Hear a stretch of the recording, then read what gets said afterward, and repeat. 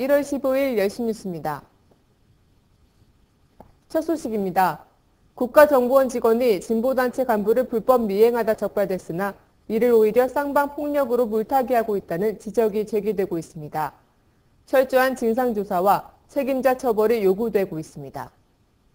경기진보연대는 어제 수원 중부경찰서 앞에서 기자회견을 열고 국정원이 불법 사찰 사건을 왜곡해 쌍방폭행 사건으로 몰고 가려 한다며 이 사건의 본질은 민간인 불법 사찰에 대해 경찰은 철저하게 수사해야 한다고 주장했습니다. 국정원 미행 사건의 피해자인 수원 진보연대 고문 이상호 씨는 사건 당시 나는 국정원 직원의 옷을 잡으며 신고를 해달라고 요청만 했다며 국정원 직원이 저를 폭행으로 고소했다는 것은 전형적인 물타기라고 비판했습니다.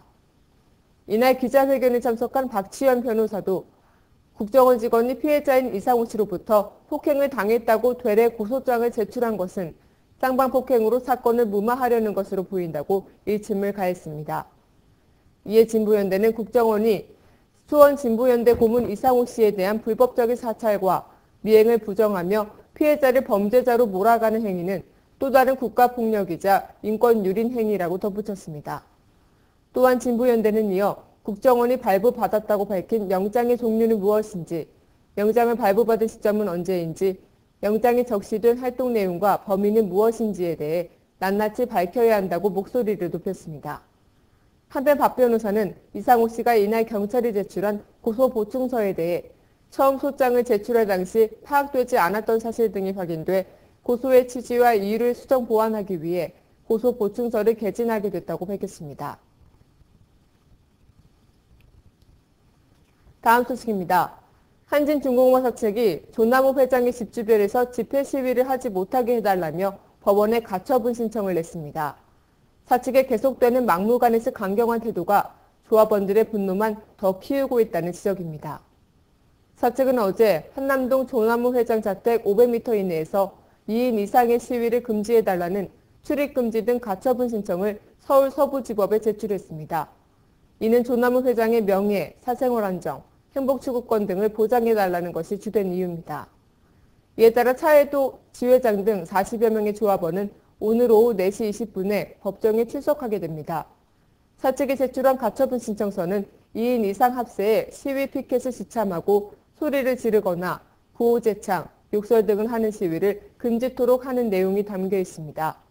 심지어 신청서에는 악질살인마 한진자본 조남욱, 악질 한진자본 규탄 등의 구체적인 문구까지 제시되어 있습니다.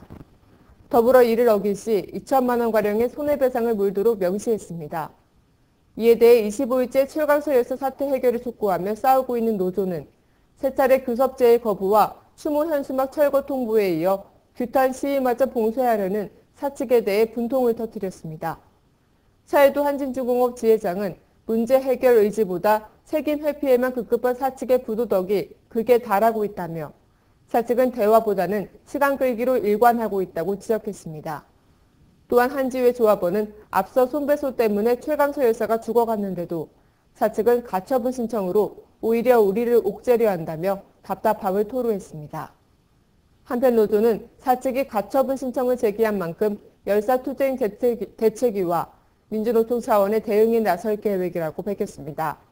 또한 노조는 이와 함께 정치권에 대한 사태 해결 요구와 여론전을 본격화하기로 했다고 덧붙였습니다.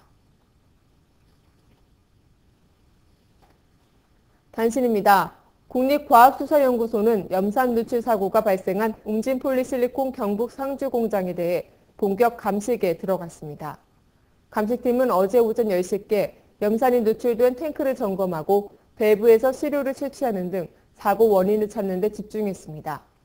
국가수는 사고 원인으로 추정되는 밸브 균열이 동파에 의한 것인지 탱크 내부 압력에 의한 것인지 파악하기 위해 면밀히 조사하는 등 다각도 감식 작업을 벌일 예정입니다. 국세청이 복지 재원 확충과 재정 안정을 위해 연간 6조 원 체납 세금 징수에 진력할 방침입니다.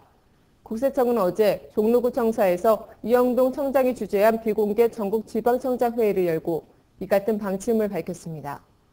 매년 5조에서 6조 원가량 발생하는 체납액과 연간 8조 원가량의 결손 처분 중 일부만 받아내도 재정 부족분의 상당액을 충당할 수 있다는 판단에 섭니다.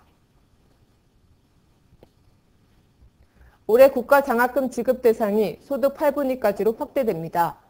교육과학기술부가 지난 13일에 발표한 확장안에 따르면 소득별로 지급되는 국가장학금 첫 번째 유형의 수혜 대상은 기초생활보장 대상자와 소득 1에서 7분위까지 해서 8분위까지로 확대됩니다.